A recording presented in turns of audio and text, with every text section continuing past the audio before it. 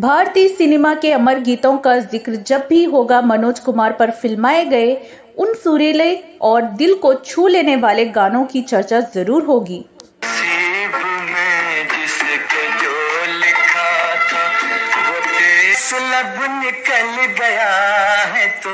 मनोज कुमार के फिल्मों के गीत आज भी लोगों के दिलों में बसे हुए हैं और इन गीतों को अपनी आवाज से सजाने वाले थे मुकेश, महेंद्र कपूर और मोहम्मद रफी जैसे महान गायक।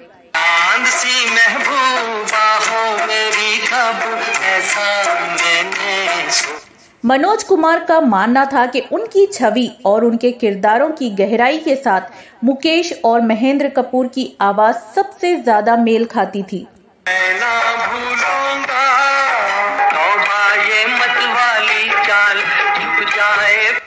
कई मौकों पर मनोज कुमार ने इन दोनों गायकों की आवाज के लिए खास तौर पर जोर दिया था। भारत का रहने वाला हूँ, भारत की बात सुना। लेकिन जब बात गीतों में गहरे उतार चढ़ाव, गीत की गहराई और प्रदर्शन और दर्द को आत्मा तक उतारने की बात आती थी, तब मोहम्मद रफी की आवाज एक खास महत्व जरूरत बन जाती थी। रफी साहब के गाए गीतों में दर्द की गहराई, प्रेम की कोमलता और भावनाओं का तूफान एक साथ समा जाता था।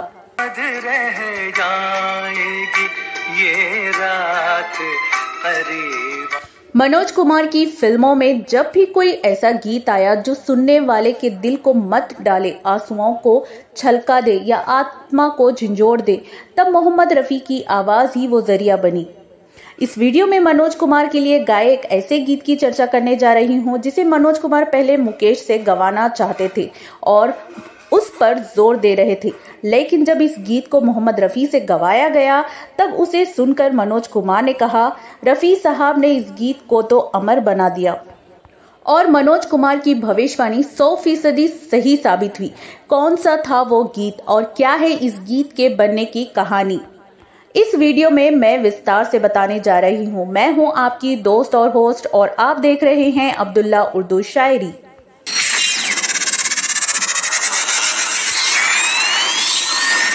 बात है 1967 की फिल्म पत्थर के सनम की।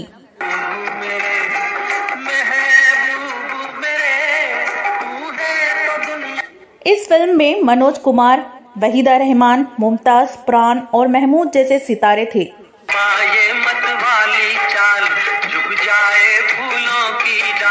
मनोज कुमार पर फिल्माए गए फिल्म के बाकी गीतों को मुकेश ने गाया था।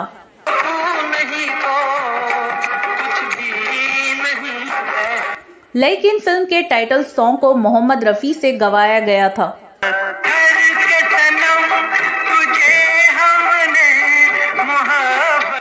इसे लिखा था मजरूह सुल्तानपुरी ने और संगीत दिया था मशहूर जोड़ी लक्ष्मीकांत प्यारेलाल ने।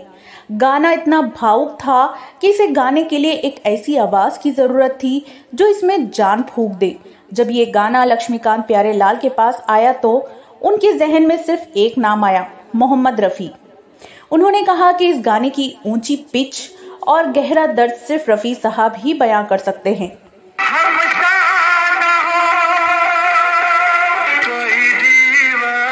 रफी साहब की खासियत थी कि वो अपनी आवाज को हर अभिनेता के हिसाब से ढाल लेते थे और गाना ऐसा बन जाता था जैसे दिल से निकलकर सीधे दिल तक पहुंच रहा हो। लेकिन यहाँ मतभेद हो गया क्योंकि मनोज कुमार की सोच कुछ और थी। उनके ज्यादातर हिट गाने मुकेश ने गाए थे। उनकी गहरी भावनात्मक आवाज मनोज कुमार के किरदारों पर खूब फपती थी, इसलिए मनोज कुमार का कहना था कि ये गाना मुकेश ही गाएंगे, उनके लिए वही परफेक्ट आवाज है। मगर लक्ष्मीकांत प्यारेलाल जी अपने फैसले पर अड़े रहे। उनका मानना था कि इस गाने का हक सिर्फ रफी साहब को है। बस यहीं से बहस शुरू हो गई। बहस इतनी बढ़ गई कि मामला डायरेक्टर राजा नवाती और प्रोड्यूसर ए नादियादवाला तक पहुंच गया। मनोज कुमार ने अपनी पूरी कोशिश की कि यह गाना मुकेश को मिले, लेकिन संगीतकार भी अपने फैसले पर अड़े रहे। आखिरकार प्रोड्यूसर और डायरेक्टर ने साफ कह दिया, संगीत के मामले में फैसला म्यूजिक डायरेक्टर का ही होगा। मजबूरी में मनोज कुमार को झुकना पड़ा। फिर रफी साहब ने इस गाने को अपनी आवाज दी। काश के होती खबर तूने जब पत्थर के सनम तुझे हमने मोहब्बत का ये गाना रिलीज हुआ तो ऐसा तहलका मचा कि हर गली हर नुक्कड़ पर लोग इससे गुनगुनाने लगे। गाना सुपर हिट हो गया और फिल्म भी। बाद में खुद मनोज कुमार ने माना सच में ये गाना रफी साहब के बिना अधूरा होता। मनोज कुमार ने कहा कि रफी साहब की आवाज ने इस गाने को अमर बना दिया।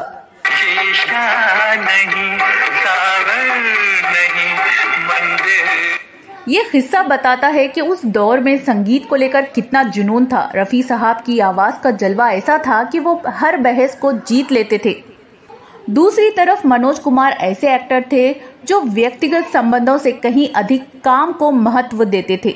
1980 में मोहम्मद रफी की मौत पर मनोज कुमार ने कहा था, सुरों की मां सरस्वती भी आज अपने आंसू बहा रही है। उनकी ये बात दिखाती है कि मनोज कुमार के दिल में रफी साहब के लिए उनके दिल में कितना सम्मान था।